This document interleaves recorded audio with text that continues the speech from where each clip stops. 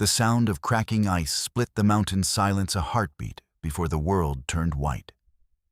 And Julia Emerson had just enough time to scream before 10,000 tons of snow swallowed her wagon whole. The morning had started with such promise. It was February of 1878, and Julia had been making her way through the Sangre de Cristo Mountains east of Santa Fe, New Mexico, delivering supplies to remote mining camps scattered throughout the high country. At 23 years old, she had taken over her father's freight business after his death 6 months prior, determined to prove that a woman could handle the dangerous mountain routes just as capably as any man. The wagon was loaded with flour, coffee, dried goods, and medical supplies that the miners desperately needed before the worst of winter set in. She had ignored the warnings from the last settlement. Old-timers had looked at the heavy gray sky and shaken their heads, muttering about the smell of snow in the air, about how the temperature had risen too quickly after the last storm. But Julia had contracts to fulfill and a business to maintain. Her reputation depended on reliability, and she refused to let fear dictate her schedule. The avalanche had come from nowhere, a massive wall of white thunder that roared down the mountainside with the fury of nature unleashed. One moment she was guiding her 2 horses along the narrow mountain trail, the next she was tumbling through space as the snow swept the entire wagon off the path. The world became a chaos of motion and cold and darkness as tons of snow buried everything in its path. When the movement finally stopped, Julia found herself trapped in a pocket of darkness. The wagon had landed on its side, creating a small airspace around her, but she was pinned beneath supplies that had shifted during the fall. Her left leg was caught under a barrel of flour, pain shooting through her ankle with every attempt to move. The cold seeped through her wool coat almost immediately, and she could hear her own ragged breathing in the confined space. She tried to call out, but her voice seemed to be swallowed by the snow surrounding her. The horses were gone, their terrified screams cut short during the avalanche. She was alone, buried under what felt like the entire mountain, with no way to dig herself out and no one who knew exactly where she was. Terror clawed at her throat, but Julia forced herself to breathe slowly. Panic would use up her limited air faster. She needed to think, to survive, to find a way out of this frozen tomb. Her fingers were already going numb despite her gloves, and she knew that hypothermia would claim her long before she ran out of air if she did not keep moving. She began to work at freeing her leg, ignoring the pain, using her hands to push at the barrel, pinning her down. Every movement was exhausting in the cramped space, and the cold made her muscles stiff and unresponsive. Time seemed to lose all meaning in the darkness. Minutes or hours could have passed. She had no way of knowing. Meanwhile, 3 miles up the mountain, Wade Foster had been checking his trap lines when he heard the distinctive rumble of an avalanche. The sound echoed through the peaks, and he immediately stopped what he was doing to scan the mountainside. A massive cloud of snow dust rose into the gray sky from the direction of the main trail, and his jaw tightened. Wade was 30 years old, a mountain man who had lived in these peaks for the better part of a decade. He stood well over 6 feet tall, with broad shoulders and arms thick with muscle from years of hard living in the wilderness. His dark brown hair hung past his shoulders, usually tied back with a leather cord, and a thick beard covered his jaw. His body was built for survival in this harsh landscape. Every inch of him carved from the same unforgiving stone as the mountains themselves. He knew that trail, knew that freight wagons sometimes used it to reach the mining camps despite the danger. His mind immediately calculated the risks, the time, the conditions. Another storm was coming. He could feel it in his bones. If anyone was caught in that avalanche, they had hours at best before the cold killed them, and that was only if they had survived the initial impact. Wade did not hesitate. He gathered his gear with practiced efficiency, loading his pack with rope, his shovel, a heavy fur blanket, and the supplies he might need for an emergency rescue. His cabin was well stocked, built to withstand the worst the mountains could throw at it. But out there in the snow, exposed and possibly injured, a person would not last long. He set out at a ground-eating pace, his long legs carrying him through the snow with the confidence of someone who knew every inch of this terrain. The cold did not bother him anymore. Years in the mountains had hardened him to it, had made him as much a part of this landscape as the trees and rocks. His breath came in steady clouds as he moved, his eyes constantly scanning the terrain ahead. It took him over an hour to reach the site of the avalanche, and what he saw made his heart sink. The entire side of the mountain had let loose, sending thousands of tons of snow cascading down across the trail. The debris field was massive, covering hundreds of yards. If someone was buried under all that snow, finding them would be like searching for a needle in a haystack. But Wade Foster was not a man who gave up easily. He had learned patience and persistence from the mountains themselves, and he had developed an almost supernatural ability to read the landscape. He studied the avalanche path, looking for any sign of disturbance, any clue that might indicate where a wagon had been swept off the trail. There, near the eastern edge of the debris field, he spotted something. A piece of wood jutting up through the snow, painted blue. Wagon siding. His pulse quickened as he made his way toward it, his boots sinking deep into the loose snow with each step. He began to dig. His powerful arms swung the shovel with tireless rhythm, carving into the packed snow. The physical labor was immense, but Wade barely noticed. His entire focus was on getting through the snow, on reaching whoever might be trapped below. Sweat soaked his shirt despite the freezing temperature, steam rising from his shoulders as he worked. An hour passed, then two. His muscles burned and his hands grew raw despite his gloves. But he did not slow. He could not afford to. He found more pieces of the wagon, splintered wood and torn canvas, supplies scattered through the snow. And then his shovel hit something that gave him hope. A wagon wheel, still attached to an axle. He redoubled his efforts, digging around the wheel, following the shape of the wagon as it lay buried beneath the snow. The light was beginning to fail, evening shadows stretching across the mountains. And he knew that once darkness fell, the temperature would plummet even further. He had to find them now. His shovel broke through into a hollow space, and he dropped to his knees, using his hands to widen the opening. Cold air rushed out, and then he heard it. A faint sound, barely more than a whisper. Help. The voice was weak, trembling with cold, but it was alive. Wade's heart surged with fierce determination as he tore at the snow with renewed vigor, making the opening large enough to see inside. His eyes adjusted to the darkness of the hollow, and there she was. A woman, pinned beneath supplies, her face pale and lips tinged with blue. Her eyes met his, wide with shock and relief and fear all mixed together. Even in her desperate state, Wade could see that she was beautiful, with dark auburn hair escaping from beneath her hat, and green eyes that held a strength that had kept her alive this long. "I have got you," Wade said, his voice rough from disuse, but firm with confidence. "Hold on. I am going to get you out of there." Julia could barely believe what she was seeing. A man, massive and powerful, silhouetted against the opening he had carved through the snow. She had been drifting in and out of consciousness, the cold making her drowsy, and she had almost given up hope.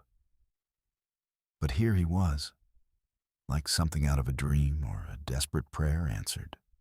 Wade worked quickly but carefully, widening the opening enough that he could climb down into the hollow space around the overturned wagon.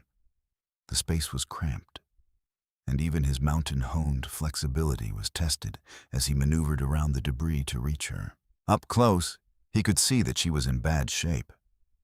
Her skin was dangerously cold to the touch, and her leg was trapped beneath a heavy barrel. "Can you feel your leg?" he asked, his hands already working to shift the barrel. "Yes," Julia managed through chattering teeth. "It hurts, my ankle. Pain is good, means it is still alive." Wade braced himself and lifted the barrel with a grunt of effort, his muscles bulging as he moved the dead weight off her leg. Julia cried out as the pressure released, fresh pain shooting through her ankle. Wade set the barrel aside and quickly examined her leg through her skirt and boot. The ankle was swollen, possibly broken, but there was no blood. He had seen worse. The real danger now was the cold. She had been trapped here for hours, and hypothermia could kill her faster than any broken bone. "What is your name?" he asked as he worked, partly to assess her mental state, partly to keep her conscious. Julia Emerson." Her voice was stronger now, some warmth returning with hope. "I run a freight business out of Santa Fe. Wade Foster. I live up the mountain." He pulled off his heavy coat and wrapped it around her shoulders, ignoring the immediate bite of cold on his own skin. "We need to get you out of here and somewhere warm. Can you move?" Julia tried to nod, but her body was not responding the way she wanted it to. Everything felt slow and heavy. Wade saw her struggling and made a decision. He could not get her out through the opening he had made, not with her injured ankle. He needed to make it bigger, but that would take time they did not have. The alternative was to keep her warm here while he worked. He climbed back out and retrieved his pack, pulling out the thick fur blanket he had brought. Back in the hollow, he wrapped it around Julia, cocooning her in its warmth. Then he went back to digging, expanding the opening, creating a path wide enough to carry her through. The work was brutal. The snow had settled and packed hard, and his earlier efforts had already exhausted much of his strength. But Wade Foster had never been a man to quit, and he sure as hell was not going to start now, not with a life depending on him. He thought about his own past, about the reasons he had fled to these mountains 10 years ago, about the loneliness he had accepted as his lot in life. He thought about how fragile life was, how quickly it could be snuffed out by the indifferent forces of nature. By the time he had cleared a path large enough, full darkness had fallen. The temperature had dropped sharply, and snow had begun to fall again, light flakes that promised a heavier storm to come. Wade knew his cabin was too far to reach tonight, not with Julia injured and hypothermic. He needed shelter, and he needed it now. He climbed back down to Julia and found her drifting, her eyes unfocused. He grasped her face gently, forcing her to look at him. "Julia, stay with me. I am going to carry you out now, and it is going to hurt your ankle. But I need you to stay awake. Do you understand?" She nodded weakly, and he saw her trying to focus, trying to obey. Good. She was a fighter. He carefully scooped her up, one arm under her knees, the other supporting her back. Even through the blanket, he could feel how cold she was, her body barely generating any heat at all. He lifted her as gently as possible, but she still whimpered when her injured leg shifted. "I know. I am sorry," he murmured, carrying her through the path he had cleared. Once they were out in the open air, Wade paused to get his bearings. The snow was falling steadily now, already beginning to cover his earlier tracks. His cabin was 3 miles up the mountain, impossible to reach in these conditions with an injured woman. But he knew these mountains, knew every cave and overhang and shelter. There was an old mining shack about a 1/4 mile east, abandoned years ago, but still standing last time he had passed it. It would have to do. He adjusted his grip on Julia. settling her weight more securely against his chest, and began to walk. The journey was a nightmare. The snow grew heavier with each step, and Wade had to feel his way through the darkness, relying on his intimate knowledge of the terrain. Julia drifted in and out of consciousness in his arms, sometimes mumbling incoherently, sometimes going completely limp. Each time she went limp, his heart seized with fear that he had lost her. But then he would feel the faint flutter of her breath against his neck and know she was still fighting. His body screamed with exhaustion. He had been digging for hours, and now he was carrying a full-grown woman through waist-deep snow in a blizzard. But he did not slow. Could not slow. Stopping meant death, for both of them now. The cold was seeping into his bones without his coat, and he knew that if he did not get them to shelter soon, hypothermia would claim him too. When he finally spotted the dark shape of the mining shack through the swirling snow, relief flooded through him so intensely it almost brought him to his knees. He staggered the last few yards to the door and kicked it open, stumbling inside with his precious burden. The shack was small, maybe 12 feet square, with a dirt floor and walls that had seen better days. But it had a roof that was mostly intact, and more importantly, it had an old potbelly stove in the corner. Wade laid Julia down carefully on the driest section of floor and immediately set about building a fire. His hands shook with cold and exhaustion as he worked, but years of mountain living had made these actions automatic. He had tinder and matches in his pack, always prepared. Within minutes, he had a small fire crackling in the stove, and he began feeding it larger pieces of wood from the pile someone had left behind long ago. As warmth began to fill the small space, Wade turned his attention back to Julia. She was unconscious now, her breathing shallow, her skin frighteningly pale. He knew what he had to do, knew the only way to save her from hypothermia. But he hesitated for a moment, aware of the intimacy and impropriety of it. Then his practical nature reasserted itself. This was life or death. Propriety be damned. He carefully removed her wet outer clothing, his movements efficient and clinical despite his exhaustion. Her coat, her dress, her boots and stockings, all soaked through with melted snow. He left her in her undergarments and wrapped her in the dry fur blanket.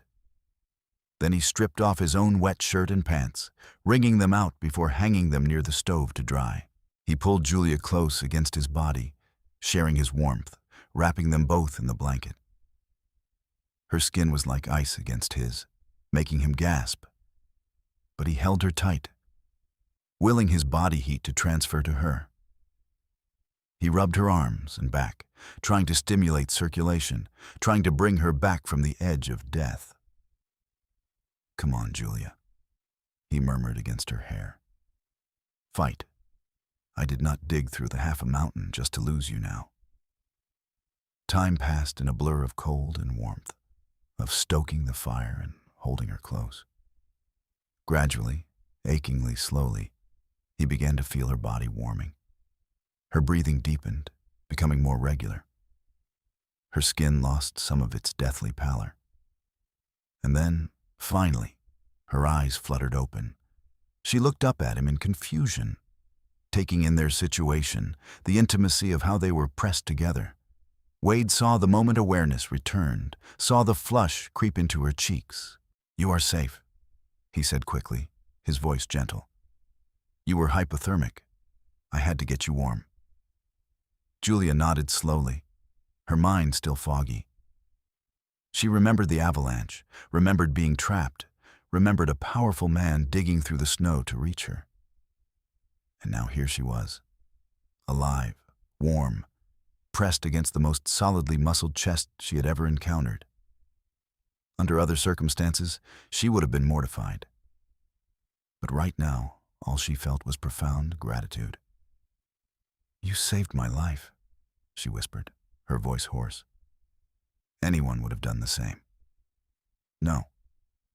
She shook her head slightly, wincing at the movement. No, they would not have. You dug through tons of snow. You carried me through a blizzard. You...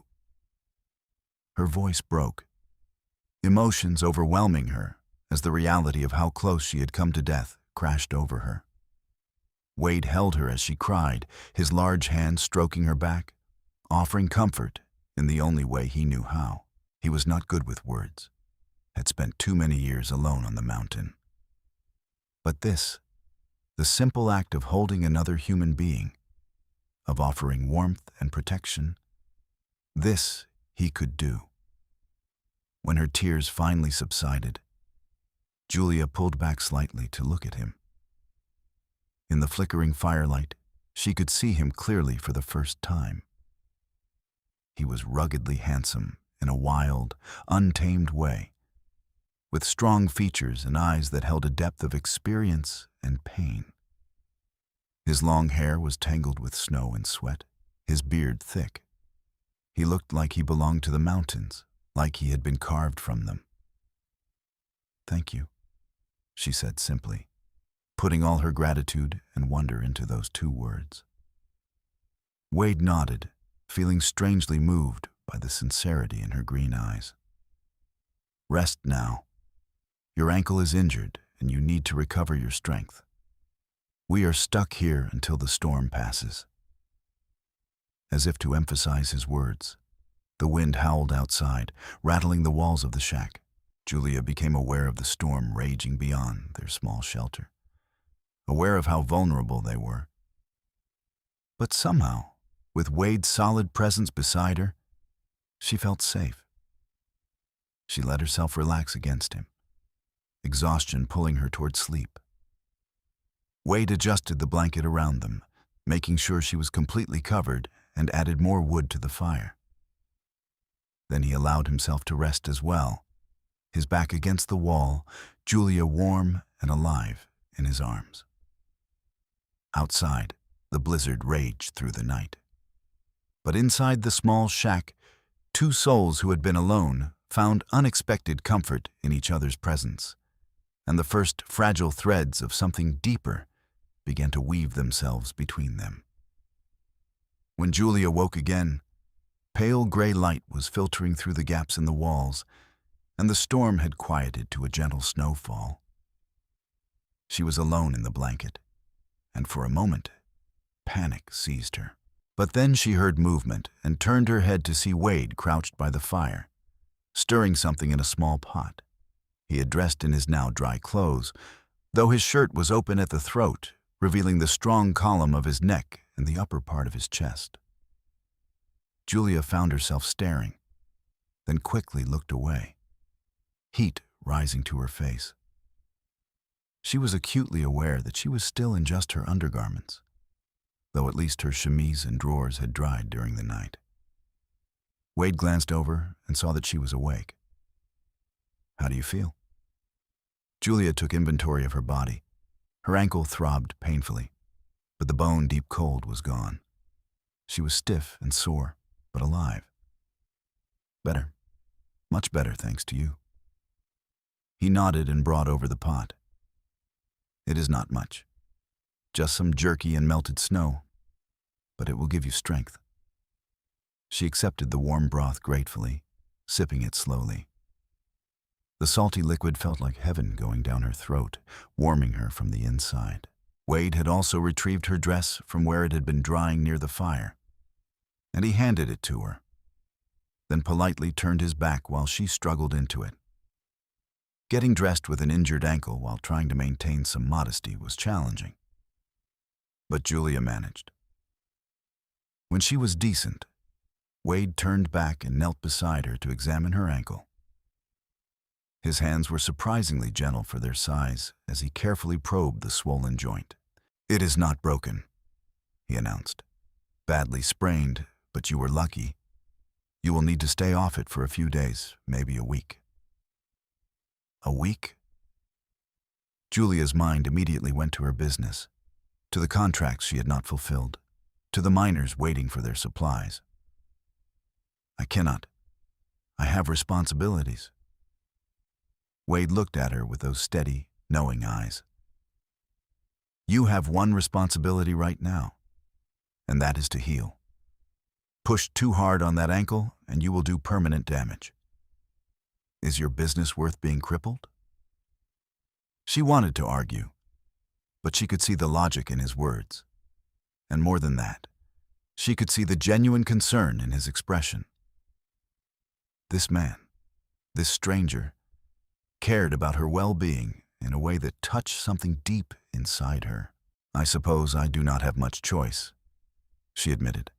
My wagon is destroyed, my horses are gone, and all my supplies are buried under the snow. We will worry about that later. First, we need to get you somewhere safe and warm where you can recover properly. Wade stood and looked out through the door at the snow-covered landscape. The storm has passed. I can get you to my cabin. It is about 3 miles from here, uphill most of the way. You are going to carry me 3 miles? Julia asked, incredulous. He shrugged, as if it were nothing. It is that, or leave you here, and I am not doing that. Despite everything, Julia found herself smiling. There was something wonderfully straightforward about Wade Foster. He did what needed to be done without complaint or expectation of reward. It was refreshing after dealing with so many men in Santa Fe who wanted something from her, whether it was her business, her attention, or her hand in marriage. Wade prepared for the journey with the same efficient competence he brought to everything. He checked his supplies, made sure the fire was completely out, and then wrapped Julia securely in the fur blanket. When he lifted her, she was struck again by his strength. He made it seem effortless, as if she weighed nothing at all. The journey to his cabin was beautiful in a harsh, unforgiving way. The snow had transformed the landscape into something pristine and otherworldly, every tree and rock draped in white. The sun broke through the clouds as they climbed, turning the snow to diamond dust that sparkled in the light. Wade moved steadily upward, his breathing even despite the exertion, following a path that only he could see. Julia watched his face as he carried her, noting the concentration in his eyes, the firm set of his jaw. She found herself curious about this man who lived alone in the mountains, who had risked his life to save a stranger. What had brought him here? What kept him isolated from civilization? Have you lived up here long? She asked, partly out of curiosity, partly to distract herself from the pain in her ankle. 10 years, Wade replied, his breath forming clouds in the cold air. Give or take. That is a long time to be alone. He was quiet for a moment, and she wondered if she had overstepped. But then he spoke, his voice thoughtful. Sometimes alone is easier than being around people. Less complicated. Less painful, you mean? Julia said softly, recognizing the tone of someone who had been hurt. Wade glanced down at her, surprised by her perception. Maybe. They fell silent after that, but it was a comfortable silence, the kind that did not need filling with words. Julia found herself acutely aware of the steady rhythm of his heartbeat where her head rested against his chest, of the warmth radiating from his body, of the protective way he held her. Wade's cabin appeared after what felt like hours, but was probably less than one. It was larger than Julia had expected, built solidly from logs with a stone chimney and a covered porch.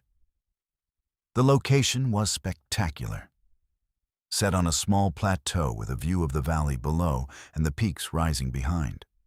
Smoke should have been coming from the chimney, but of course it was not since Wade had been gone since yesterday. He kicked the door open and carried her inside. The interior was sparse but comfortable, clearly the home of a man who valued function over decoration.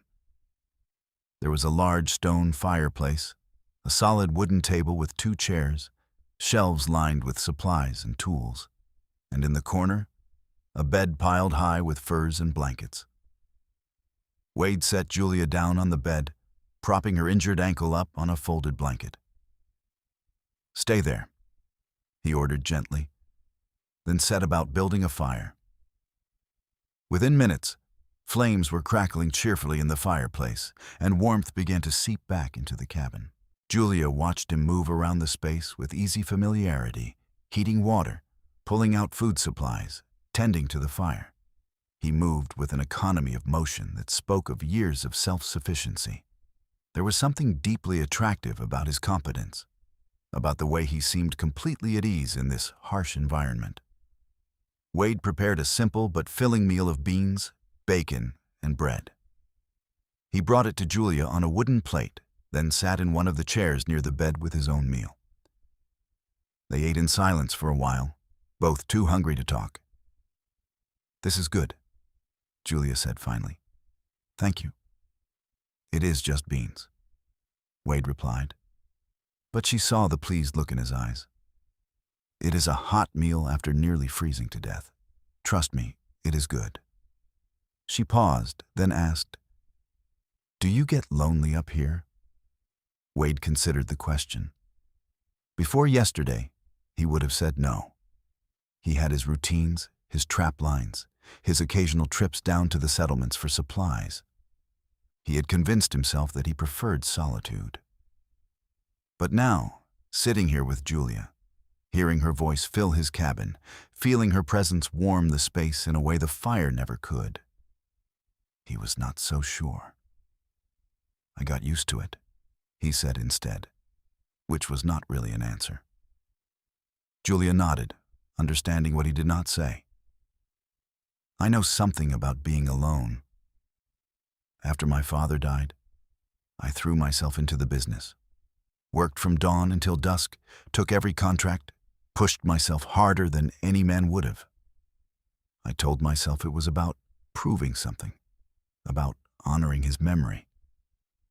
But really, I think I was just trying not to feel the emptiness." Wade looked at her with new understanding.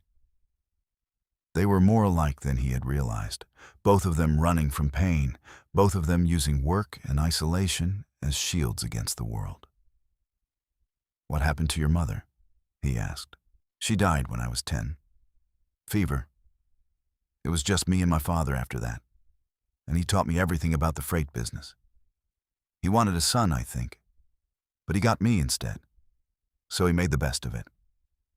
She smiled sadly. "He was a good man, tough but fair. When he died last year, it felt like losing my last connection to anything that mattered." "I am sorry," Wade said, and meant it. "What about you?" Julia asked gently. "What brought you to the mountains?" Wade was quiet for a long time, staring into the fire. Julia thought he was not going to answer, that she had pushed too far. But then he began to speak, his voice low and rough with old pain. "I had a wife once, Emily.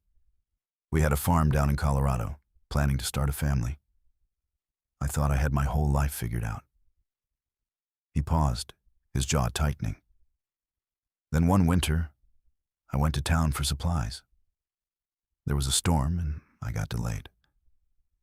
When I finally made it back, 3 days later than planned, I found her. She had fallen, hit her head, been lying there alone in the cold for who knows how long. If I had been there, if I had not gone to town, if I had come back sooner." His voice trailed off. Julia's heart broke for him. "It was not your fault. I know that, up here." He tapped his head. "But knowing and feeling are different things. After she died, I could not stay there. Could not look at that farm, at the life we were supposed to have. So I sold everything and came up into the mountains. Figured I would never let anyone depend on me again. Never let anyone down again." "Wait," Julia said softly. "You did not let her down. Accidents happen. That is the cruel truth of life. But shutting yourself away from the world, that is not honoring her memory. That is just punishing yourself." He looked at her, and she saw the raw vulnerability in his eyes. "Maybe. but it is easier than risking that kind of pain again.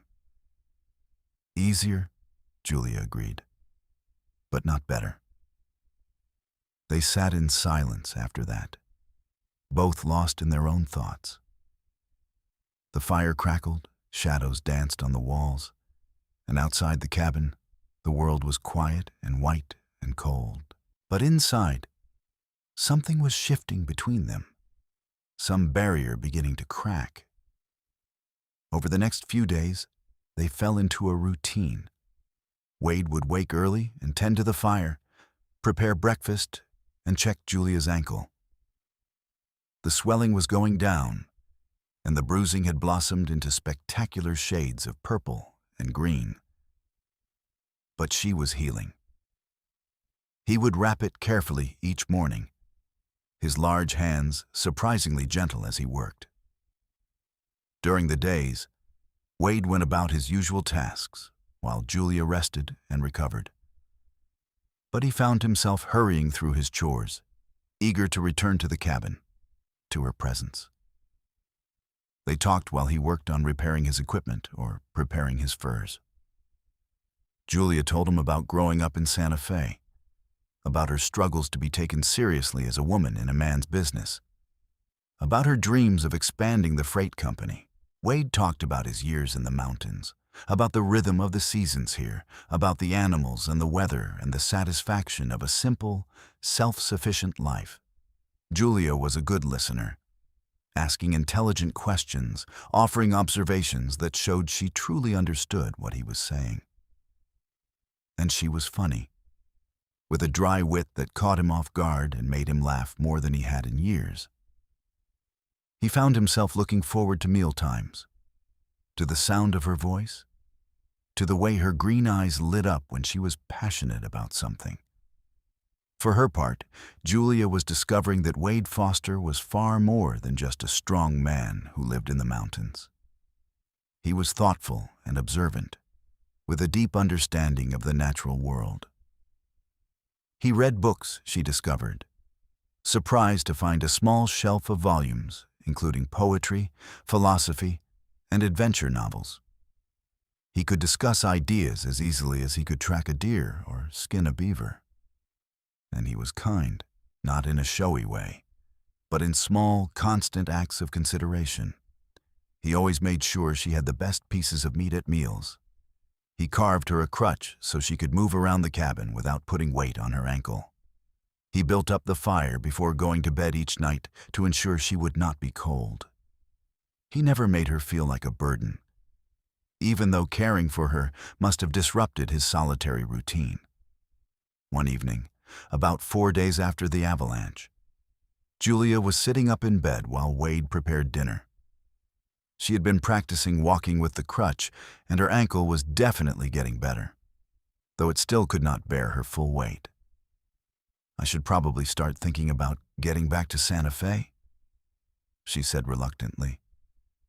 "People will be worried, and I need to figure out what to do about my business." Wade's hands stilled over the pot he was stirring. The thought of the cabin being empty again, of returning to his solitary existence, filled him with unexpected dread. But he just nodded. "Your ankle needs another few days at least, and the trail will be difficult after all that snow. But yes, soon."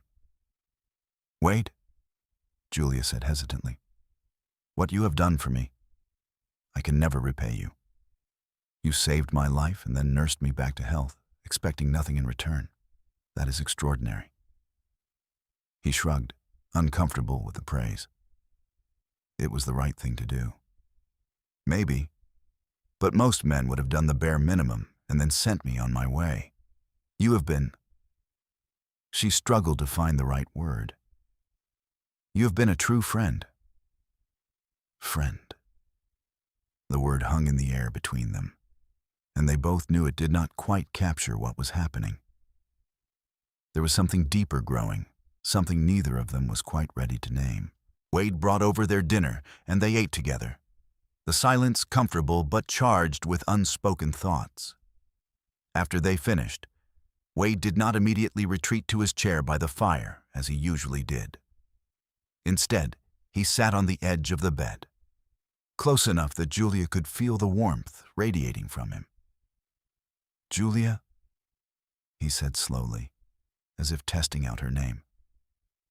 "These past few days, having you here, it has made me realize something." She waited, her heart suddenly beating faster. "I have been alone for a long time because I chose to be. Because it felt safer than caring about someone again. But you..."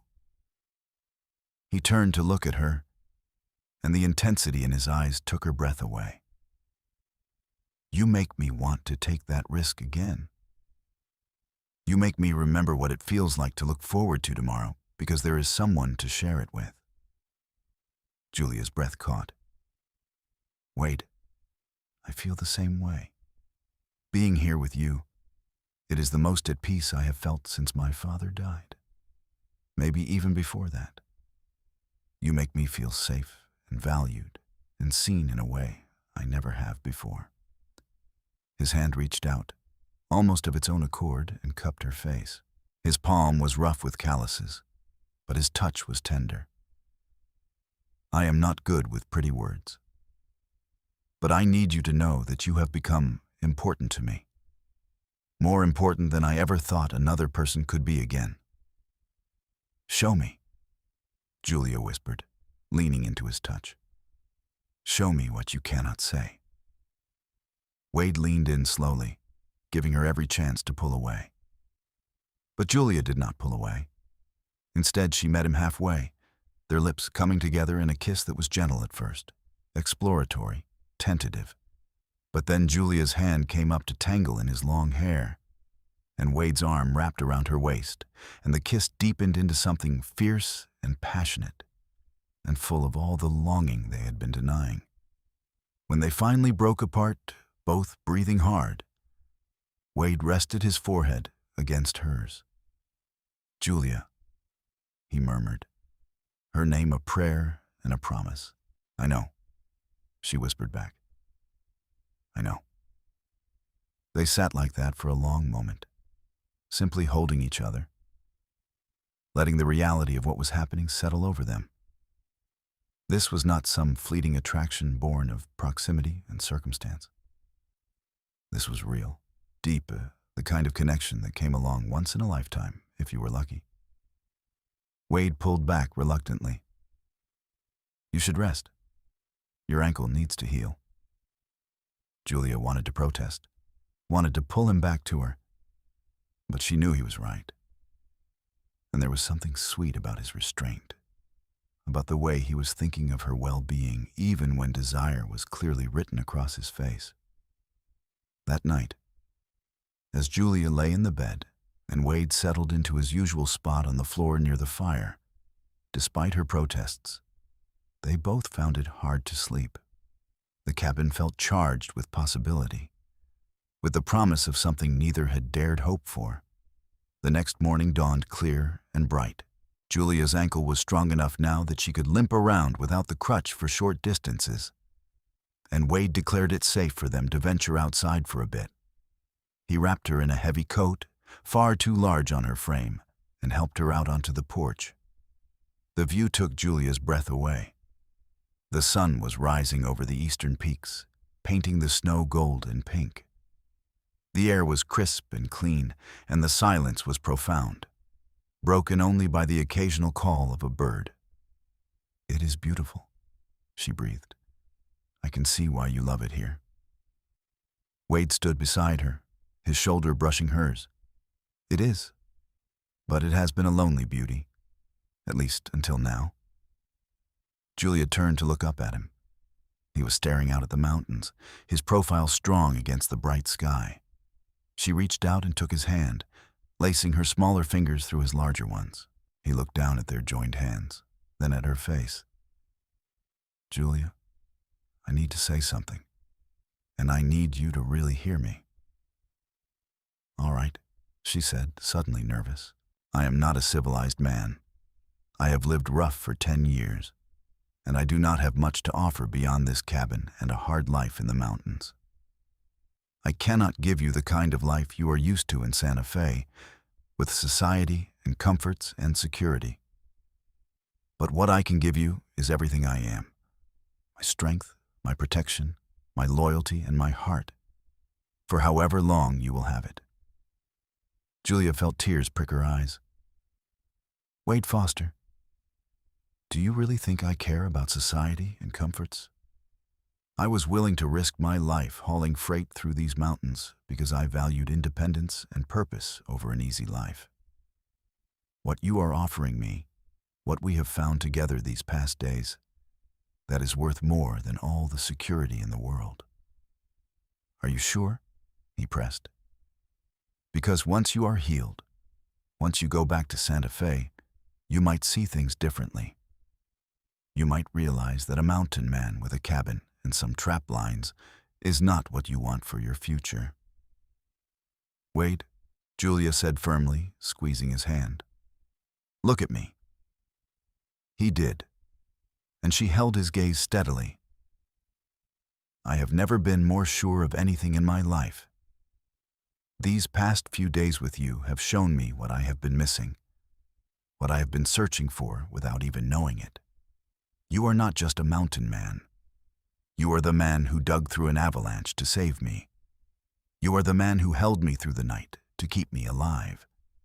You are the man who is gentle and kind and thoughtful, who reads poetry and understands loneliness. You are the man I am falling in love with. Wade inhaled sharply. Julia. It is true, she continued, the words flowing out now that she had started. Maybe it is too soon to say it. Maybe I should be more cautious. But I have learned that life is too short and too uncertain for caution. I love you, Wade.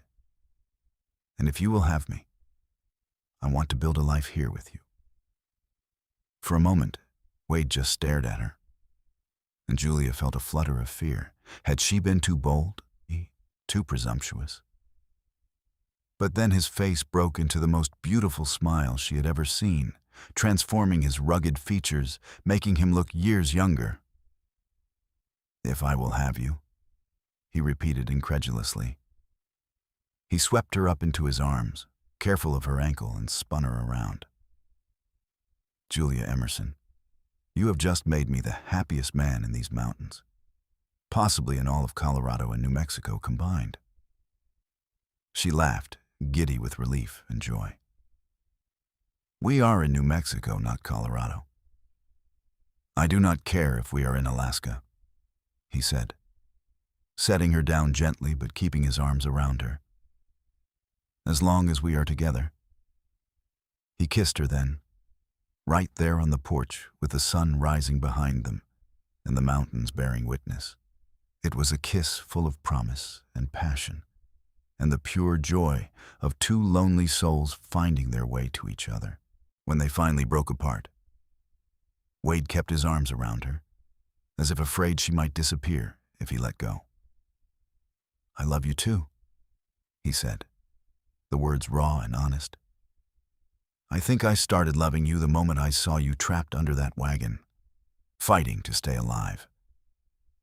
You are the strongest, bravest, most incredible woman I have ever known.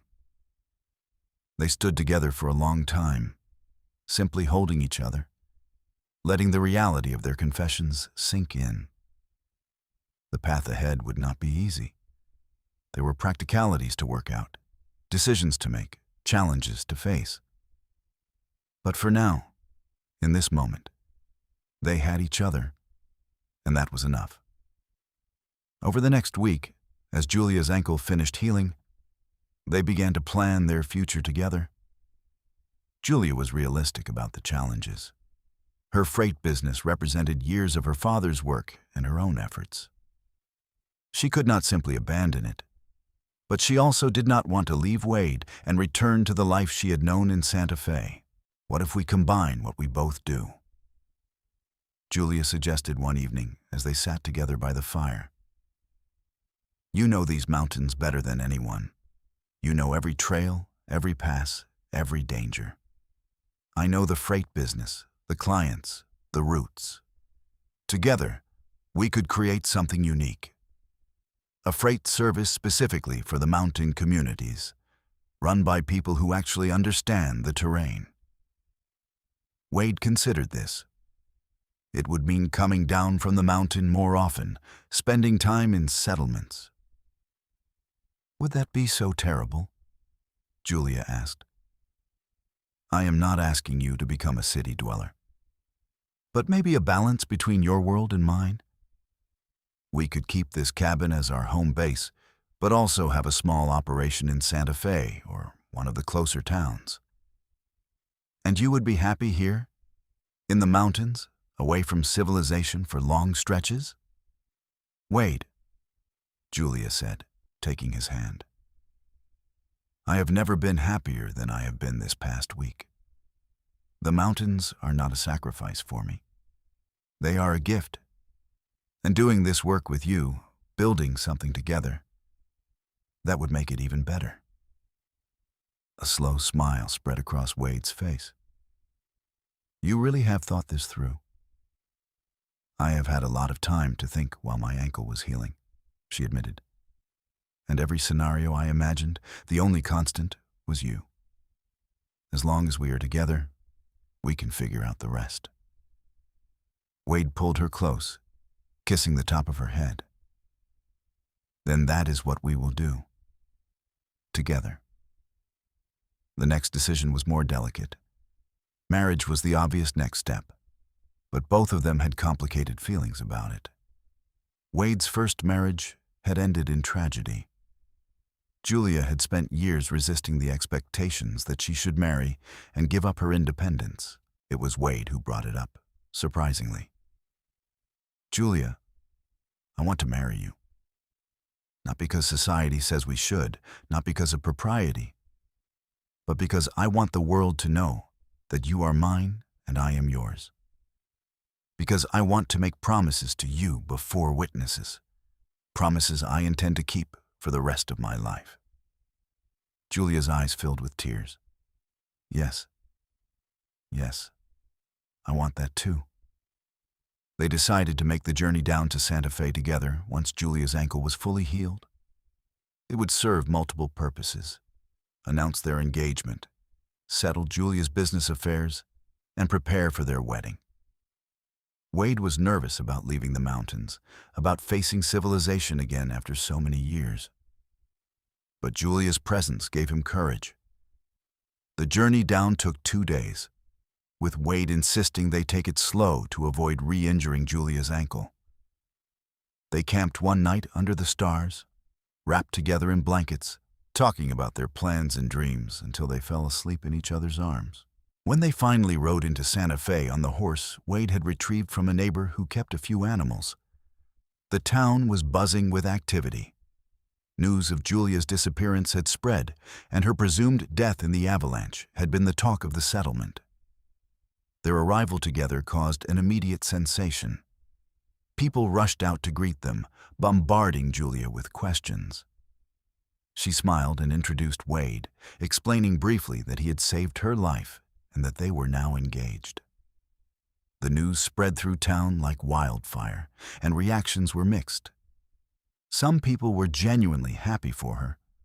Others were scandalized that she was marrying a mountain man, someone so far outside respectable society. A few were openly skeptical, suggesting that Wade had taken advantage of her vulnerable state. Wade felt the weight of the stares and whispers, felt himself tensing up in the face of so much attention. His hand tightened on Julia's, and she glanced up at him, seeing the discomfort in his eyes. "Let us get to my house," she said quietly, "away from all these people." Julia's house was a modest but comfortable structure on the outskirts of town, with a small barn for the horses and wagon she had used in her business. Wade helped her inside, grateful to escape the public scrutiny. Once they were alone, Julia turned to him. "I'm sorry about that. I forgot how intrusive people can be." Wade shook his head. "It is not your fault. I knew this would be difficult. I just need to adjust." Over the next few weeks, they worked together to settle Julia's affairs. She met with her clients, explaining the situation and proposing her new business model. Some were enthusiastic about having someone with Wade's mountain expertise involved in their supply chain. Others were hesitant, uncomfortable with the unconventional arrangement. Wade forced himself to endure the social aspects, attending meetings and dealing with townspeople. But Julia could see the strain it put on him. He was a man built for open spaces and solitude, and being constantly surrounded by people wore on him. Their saving grace was the hours they spent together in the evening, planning their future. They decided to keep Julia's house in Santa Fe as a base of operations, but make the mountain cabin their primary home. They would hire someone to manage the day-to-day operations in town while they focused on the mountain routes. The wedding was planned for early April, giving them time to make all the necessary arrangements. Julia wanted something simple, just a few close friends and necessary witnesses. Wade was relieved by this, having dreaded the idea of a large public spectacle. But as the wedding approached, tensions began to surface. Wade overheard some men in town questioning Julia's judgment, suggesting she was making a mistake marrying a recluse who had nothing to offer her. Their words dug into his old insecurities, made him question whether he was being selfish in tying Julia to his unconventional life. Julia sensed his doubts and confronted him one evening in her small parlor. "What is wrong? You have been distant the past few days." Wade hesitated, then decided she deserved honesty. "People are talking, saying you are throwing your life away on me. And maybe they are right. Maybe I am asking too much of you, expecting you to give up your home and your place in society to live in a cabin on a mountain." Julia's eyes flashed with anger, but not at him. "I do not care what people say. I never have. That is why I took over the freight business when everyone told me a woman could not do it. That is why I am marrying you, despite what small-minded gossips think. Wait, look at me." He did, and she took his hands in hers. "I am not giving up anything. I am choosing what I want, just like I always have. And what I want is you, and the life we are building together. Do not let other people's doubts become your doubts." "What if they are right, though?" Wade pressed. "What if you regret this in a year, or 5 years, or 10? Then we will deal with it together," Julia said firmly. "But Wade, I do not think I will regret it. I think this is the best decision I have ever made. You have to trust me to know my own heart." Wade pulled her into his arms, holding her tight. "I do trust you. I am sorry. I am just not used to being around so many people, so many opinions." "I know," Julia murmured against his chest. "And soon we will be back in the mountains, where it is just us and the trees and the sky. But first, we get married and make this official." The wedding day dawned, clear and beautiful. One of those perfect spring days that hinted at the summer to come. They were married in the small church in Santa Fe, with about 20 guests in attendance. Julia wore a simple but elegant blue dress that brought out her eyes, and Wade had trimmed his beard and pulled his hair back, though he had refused to cut it. As they stood before the minister and said their vows, Wade felt something settle in his chest, some part of him that had been broken beginning to heal. When the minister pronounced them husband and wife, and Wade kissed Julia, he felt like the luckiest man alive. The small reception afterward was held at Julia's house. Wade endured the congratulations and small talk with as much grace as he could muster. But he was clearly relieved when the last guests finally left, while he and Julia were alone. "We did it," Julia said, leaning against him with a contented sigh. "We are officially married." "We are," Wade agreed, wrapping his arms around her. "Mrs. Foster?" Julia smiled. "I like the sound of that." They spent their wedding night in the house in Santa Fe, but both of them were eager to return to the mountains. The next morning, they began preparations for the journey back to the cabin. They had arranged for a local man, a responsible widower named Tom who had worked for Julia's father, to manage the Santa Fe office and coordinate the lowland freight operations. Tom would send word up to the cabin when mountain deliveries needed to be made, and Wade and Julia would handle those routes personally. The journey back up into the mountains felt like coming home. With each mile they climbed, Wade relaxed more, and Julia felt her spirits lift. The cabin appeared through the trees like a welcoming beacon, and when Wade lifted Julia down from the horse, he did not set her on the ground. Instead, he carried her over the threshold, a smile playing at his lips. "Traditional, are we?" Julia teased. "When it matters," Wade replied, kissing her soundly before finally setting her on her feet. That night, they consummated their marriage in the big bed piled with furs, and it was everything their growing love had promised. Wade was tender and passionate by turns, and Julia discovered that beneath his quiet exterior was a man capable of great depth of feeling. Afterwards, wrapped in his arms, feeling completely safe and cherished, Julia knew she had made the right choice. The weeks that followed fell into a rhythm that satisfied both of them.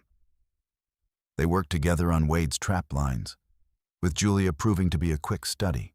She learned to read the signs of the forest, to move quietly through the wilderness, to appreciate the subtle beauty of their mountain home.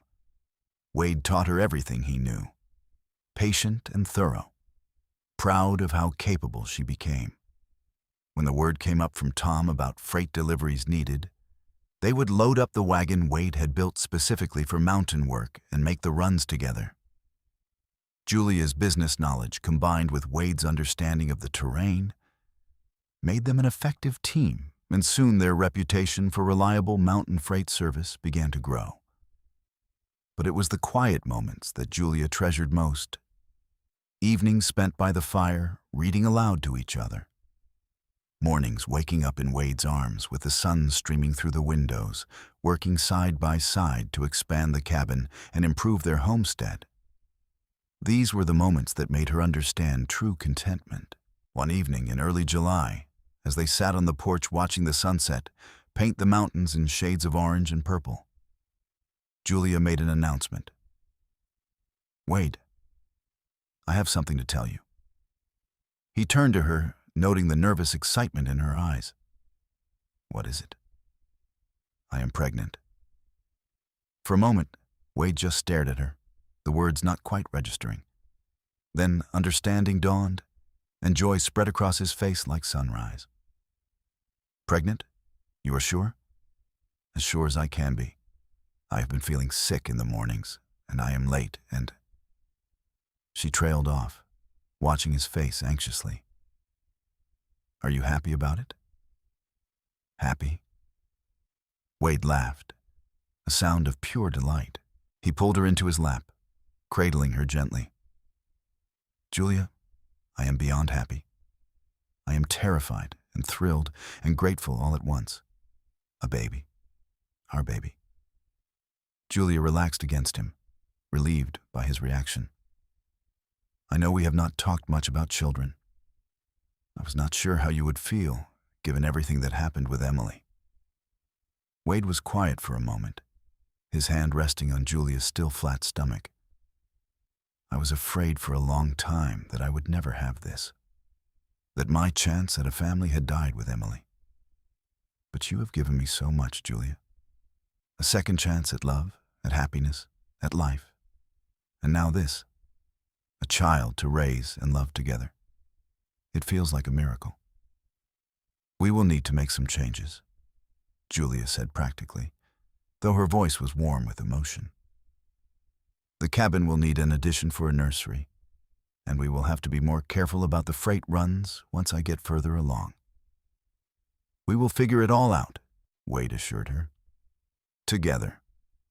The pregnancy progressed smoothly.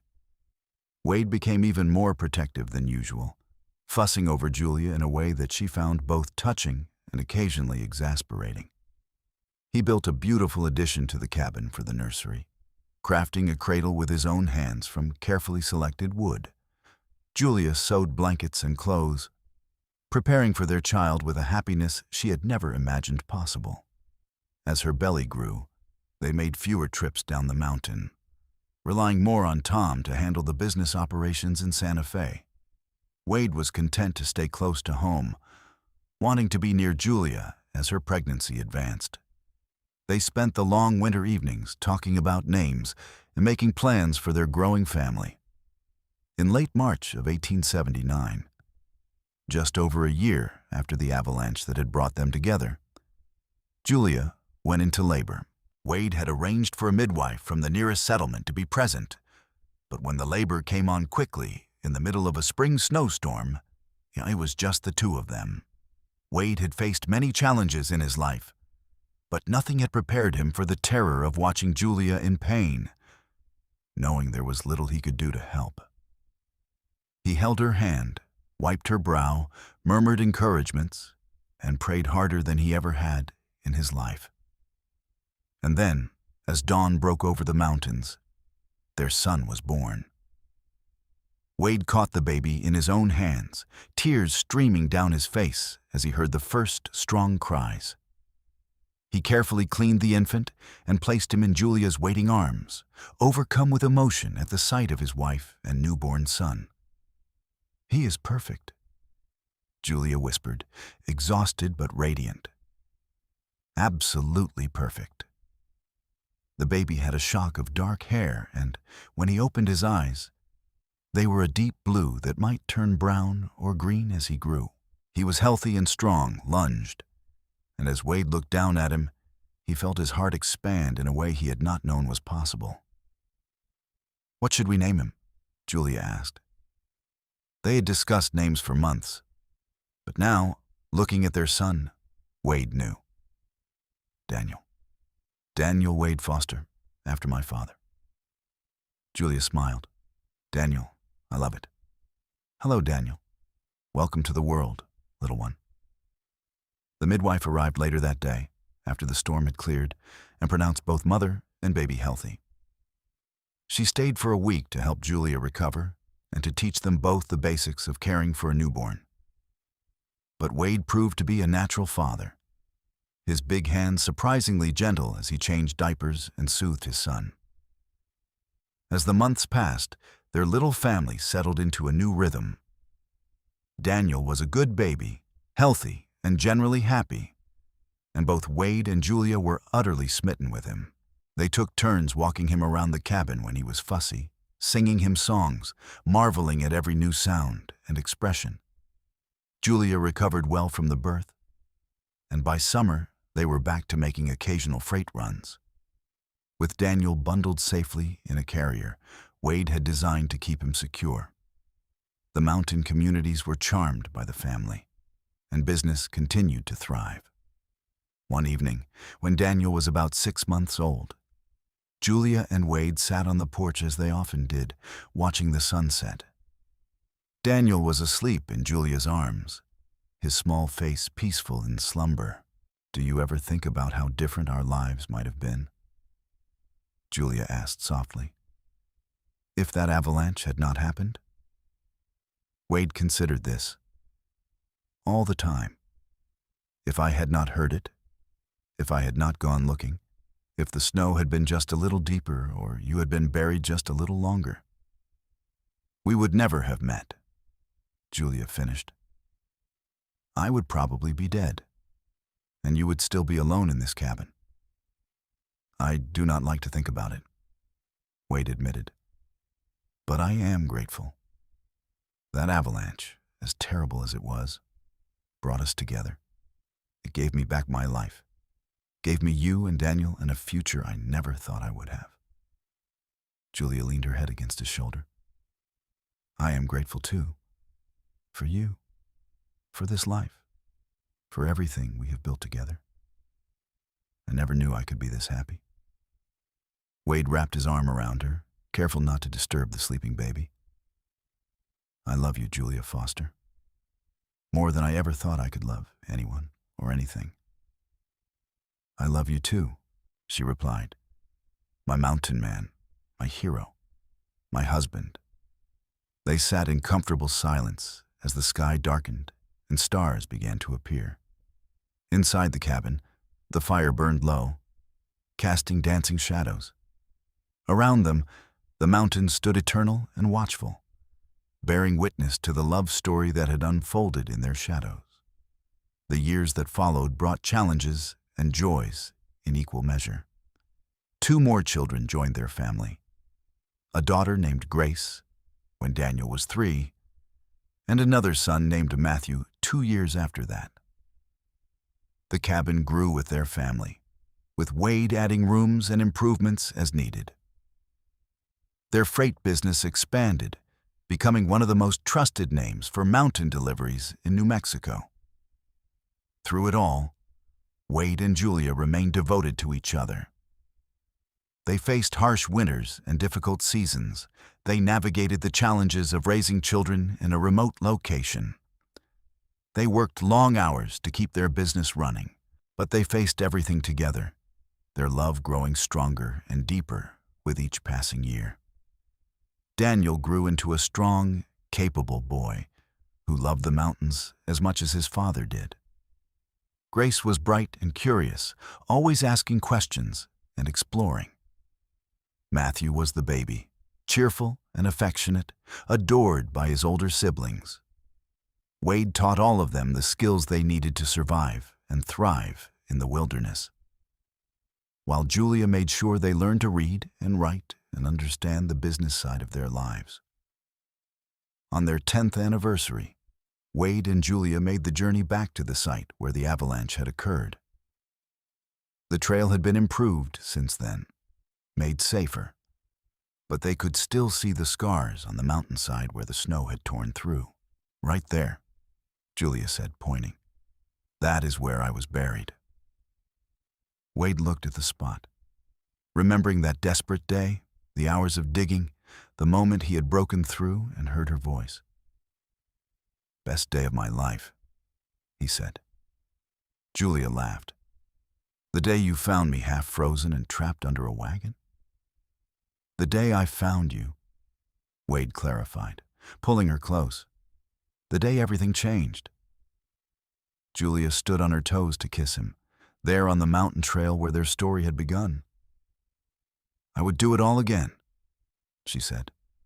The avalanche, the fear, the pain, all of it. Just to end up right here with you. Me too, Wade agreed. Every single second. They stood together for a while longer, then turned to head back to the cabin where their children waited. As they walked, hand in hand, Julia reflected on how strange and wonderful life could be. She had set out that February morning 11 years ago, just trying to run her business, to prove herself, to survive.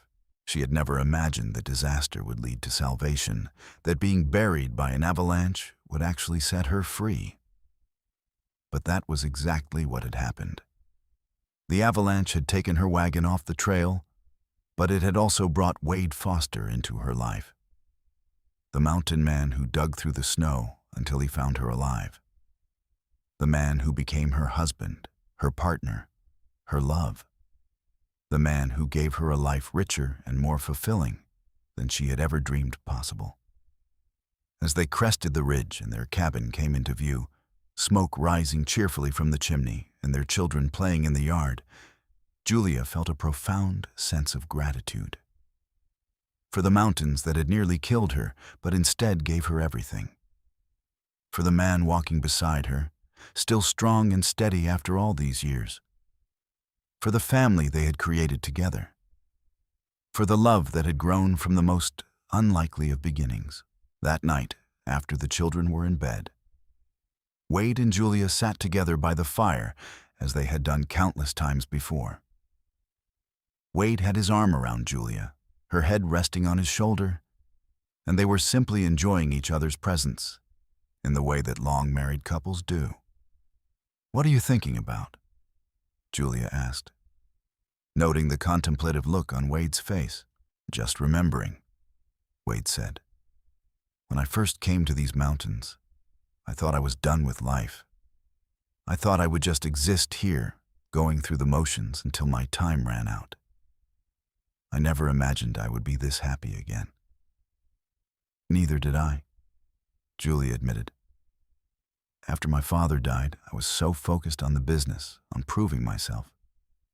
I did not even realize how lonely I was until I was not lonely anymore. Wade pressed a kiss to the top of her head. Promise me something. Anything. Promise me that no matter what challenges come our way, no matter how hard things get, we will face them together. That we will never take this for granted. Julia lifted her head to look at him, seeing the sincerity in his eyes. I promise. Wade, you are my home. You and our children. Nothing else matters as much as this family we have built. They sealed the promise with a kiss, tender and full of the depth of feeling that time had only strengthened. Outside, the wind whispered through the pine trees, and snow began to fall gently, dusting the world in white. But inside the cabin, all was warmth and light and love. The following years brought their own share of trials. There were lean times when business was slow, harsh winters that tested their resilience, illnesses that frightened them. Daniel broke his arm falling from a tree when he was 12, giving both his parents a terrible scare. Grace struggled with a fever one winter that had Julia staying up for 3 nights straight, nursing her through it. Matthew developed a fascination with the trap lines that sometimes led him into minor trouble. But through it all, Wade and Julia remained each other's anchor. When Wade worried about providing for their growing family, Julia reminded him of all they had already overcome together. When Julia felt overwhelmed by the demands of motherhood and business, Wade was there to share the load and offer support. They learned to lean on each other, to communicate honestly, to work through conflicts with respect and love. As their children grew older, Wade and Julia began to involve them more in the family business. Daniel showed a natural aptitude for navigation and trail knowledge, often accompanying his father on the more challenging routes. Grace had a head for numbers and organization, helping her mother manage the books and schedule deliveries. Matthew was the charmer, good with customers and negotiations despite his young age. On a warm summer evening when Daniel was 16, Grace was 13, and Matthew was 11, the whole family sat around the dinner table in the expanded cabin. Wade looked around at his wife and children, at the life they had built together, and felt overwhelmed with gratitude. I want to say something, he announced, and everyone looked at him expectantly. Your mother and I, we started with nothing. Actually, less than nothing. We started with disaster and near death and a whole lot of uncertainty. But we built this life together, this family, this business, this home. And I want you all to know how proud I am of all of you for who you are becoming, and of your mother for being the strongest, most amazing woman I have ever known. Julia felt tears prick her eyes. Even after all these years, Wade could still move her with his honesty and depth of feeling. Dad is getting sentimental, Matthew said with a grin, but his tone was affectionate rather than mocking. Let him, Grace said, reaching over to squeeze her father's hand. We love you too, Dad and Mom. You have given us an incredible life. Even if we do live in the middle of nowhere, Daniel added with a smile, and have to haul freight through blizzards. Everyone laughed, and the moment of seriousness passed into the comfortable teasing that characterized their family dynamic. But the sentiment remained, hanging in the air like a blessing. As the years continued to pass, Wade and Julia watched their children grow into capable adults. Daniel married a young woman from one of the mining communities, a practical girl named Sarah who loved the mountains almost as much as he did. They built their own cabin not far from Wade and Julia's, and soon grandchildren began to arrive, filling the mountain with new life and laughter. Grace surprised everyone by falling in love with a teacher who came to Santa Fe from back east. At first, Wade and Julia worried that she would leave the mountains for city life. But Grace and her husband Michael decided to split their time between Santa Fe and the mountains, with Michael teaching in town during the school year and spending summers at the family cabin. Matthew eventually took over the main operations of the freight business, showing the same determination and business acumen that his mother had displayed at his age. He never married, claiming he was too busy and too happy with his life to worry about it. Though Julia suspected there was a story there he was not telling. Through all these changes and milestones, Wade and Julia remained at the center of their growing family, the foundation upon which everything else was built. They were grandparents now, with Daniel's children visiting frequently, and the cabin they had shared for decades became a gathering place for the entire extended family. On their 25th anniversary, their children and grandchildren threw them a celebration at the cabin. The place was packed with people, with food and laughter and music. Wade, now in his mid-50s with more gray in his hair and beard but still strong and capable, stood with Julia and looked around at everything they had created. "We did all right," he said quietly to his wife. Julia, who had silver threaded through her auburn hair and laugh lines around her eyes, smiled up at him. "We did better than all right. We did magnificently." Later that evening, after everyone had left or bedded down in various corners of the expanded cabin, Wade and Julia walked out to their favorite spot on the porch. It had become a tradition over the years, this quiet time together at the end of each day, and neither of them would have traded it for anything. "Do you remember that first night in the mining shack?" Julia asked, snuggling close to Wade despite the warm summer air. "Every detail," Wade confirmed. "I was terrified I was going to lose you. You were so cold, so still. But you saved me. And then you kept saving me, every single day since then." Julia looked up at him, her green eyes still as bright and intelligent as they had been when he first saw her. "You gave me everything, Wade. Everything I never knew I wanted or needed." "We gave each other everything," Wade corrected gently. "You saved me just as much as I saved you. Maybe more. You brought me back to life, Julia.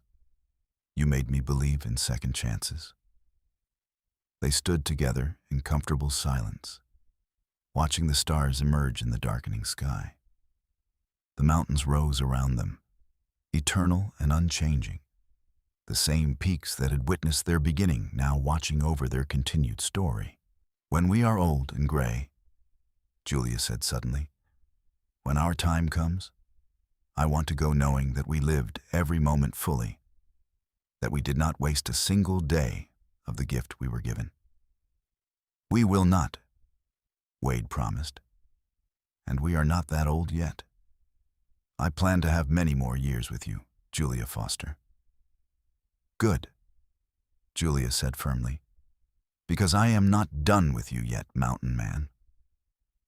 Wade laughed, the sound warm and deep, and pulled her into a kiss that was as passionate as any they had shared in their youth. Some things did not change with age, and the love between them was one of those things.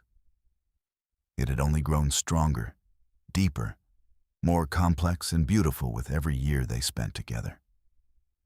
As they finally headed inside to bed, Wade paused at the door to look back at the mountains one more time. He thought about the man he had been when he first came here, broken and lost and alone. He thought about the day he heard the avalanche, the choice he made to investigate, the hours of desperate digging. He thought about finding Julia alive against all odds, about falling in love, despite his determination never to risk his heart again. And he thought about everything that had come after: the marriage, the children, the grandchildren, the business, the life they had built together in these mountains. None of it had been easy, but all of it had been worth it. "Thank you," he whispered to the mountains, to fate, to whatever power had brought them together. "Thank you for the avalanche. Thank you for giving me Julia. Thank you for this life." Inside, Julia was already in bed, waiting for him. Wade closed the door on the night and joined his wife, pulling her close as they had done thousands of times before. And as they drifted off to sleep in each other's arms, both of them were thinking the same thing, that they were the luckiest people alive. The final chapter of Wade and Julia's story came many years later. They were both in their 70s now, still living in the mountain cabin, though their children had tried repeatedly to convince them to move somewhere with easier access to medical care and modern conveniences. But Wade and Julia were as stubborn as they had ever been, determined to live out their days in the place where they had found each other. They moved slower now, their bodies showing the wear of decades of hard work and mountain living. But their minds were still sharp, and their love for each other had not diminished one bit. They still took their evening walks, though shorter now. They still sat together on the porch, watching the sunset. They still held hands and exchanged stories and planned for tomorrow. One autumn evening, as the aspens turned gold and the air carried the first hint of winter, Wade and Julia sat together, wrapped in a blanket, watching the sky turn purple and orange. "Do you have any regrets?" Julia asked suddenly. Wade thought about it seriously, as he did all her questions. "None," he said finally. "I regret the pain of my past, the loss of Emily, but I do not regret the path that brought me here, to you. And everything that came after, not a single moment." "Me neither," Julia agreed. "Even the avalanche, especially the avalanche in a way. It brought us together." "Nearly killed you first," Wade pointed out with a dry humor that made Julia laugh. "Details?" she said dismissively, and they both chuckled. They sat in silence for a while, simply existing together as they had done for more than 40 years. The sun sank below the horizon, and stars began to appear, brilliant against the darkening sky. "I love you, Wade Foster," Julia said softly. "I have loved you since you dug me out of that snow. I will love you until my last breath and beyond." "And I love you, Julia Foster," Wade replied, his voice rough with emotion. "You are my miracle, my second chance, my everything." They kissed gently, a kiss full of tenderness and years of shared life. And as they sat together under the stars, surrounded by the mountains that had brought them together, they were exactly where they belonged. Years later, when their story was told to grandchildren and great-grandchildren, it always started the same way, with an avalanche that took a wagon off the trail, with a mountain man who dug through snow until he found her alive. But the real story, the one that mattered most, was not about survival or rescue. It was about love, about two people who found each other in the most unlikely of circumstances and built a life that exceeded their wildest dreams. It was about second chances and courage, and the willingness to risk your heart even after it had been broken. It was about facing challenges together, about building something meaningful from nothing, about creating a family and a legacy in the shadow of the mountains. And it was about the simple truth that sometimes the worst things that happen to us can lead to the best things in our lives, if we are brave enough to see the opportunity hidden in the disaster.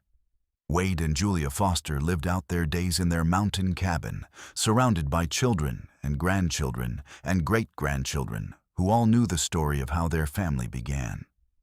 They passed away within months of each other, neither able to exist long without the other, and were buried side by side on the mountain they had called home.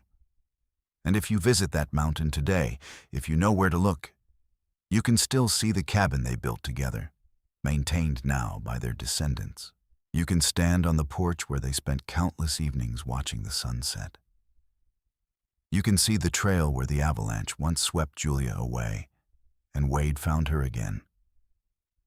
But more than the physical remnants, you can feel the love that still lingers there. The love that survived avalanches and hardship and the passage of time. The love that started with disaster and grew into something beautiful and lasting. The love that proved, beyond any doubt, that sometimes the best things in life are the ones we never saw coming. And that is the true story of Wade Foster and Julia Emerson, the mountain man and the freight hauler, whose love story began with an avalanche and lasted a lifetime.